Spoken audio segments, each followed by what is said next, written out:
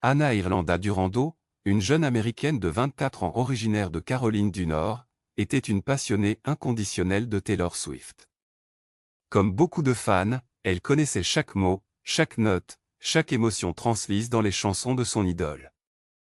Mais un jour, quelque chose d'étrange commença à se produire, elle n'arrivait plus à se souvenir des paroles de ses morceaux préférés. Ce n'était pas une simple inattention passagère. C'était comme si son cerveau avait effacé une partie de ce qui la définissait, de ce qui la faisait vibrer. Elle essayait de chanter Haunted, Taylor's version, une chanson qu'elle adorait, mais les mots lui échappaient. Au début, elle se dit que c'était la fatigue, peut-être du stress.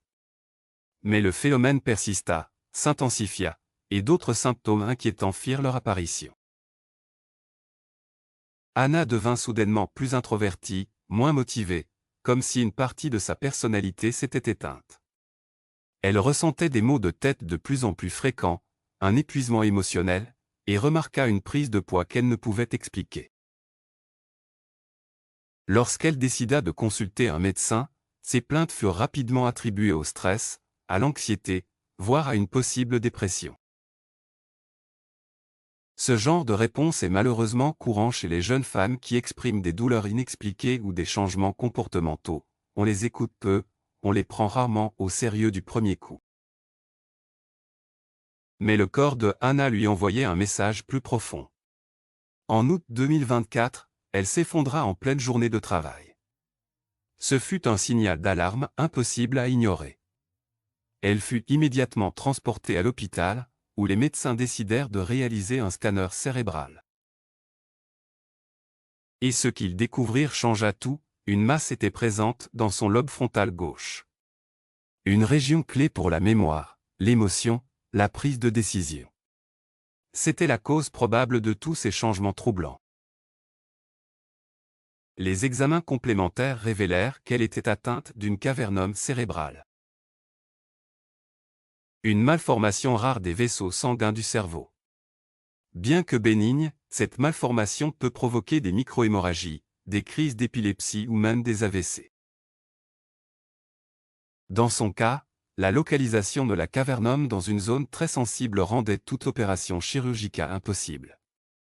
Les médecins lui annoncèrent qu'elle devrait apprendre à vivre avec cette condition, à gérer la douleur chronique, les troubles de la mémoire et l'instabilité émotionnelle, tout en restant vigilante face à un risque constant de complications neurologiques. Hannah partage aujourd'hui publiquement son histoire non pas pour susciter la pitié, mais pour éveiller les consciences.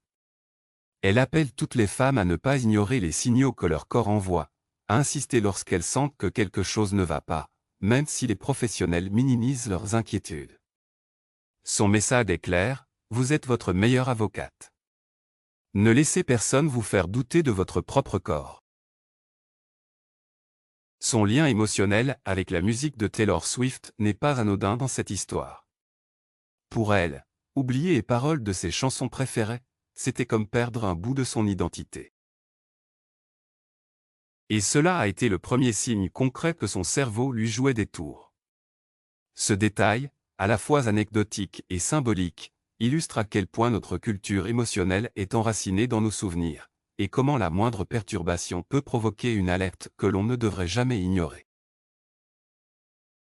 Il est aussi intéressant de noter que ce phénomène de perte de mémoire lié à Taylor Swift n'est pas isolé.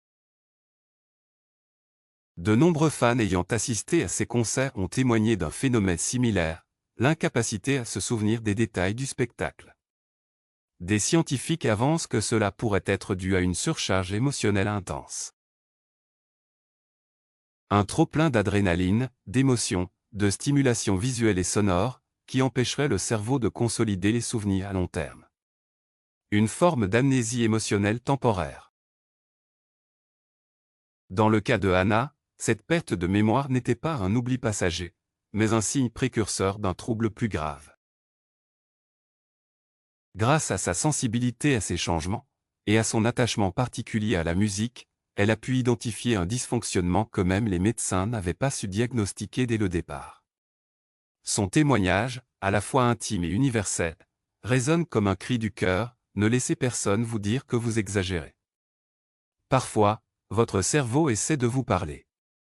Écoutez-le.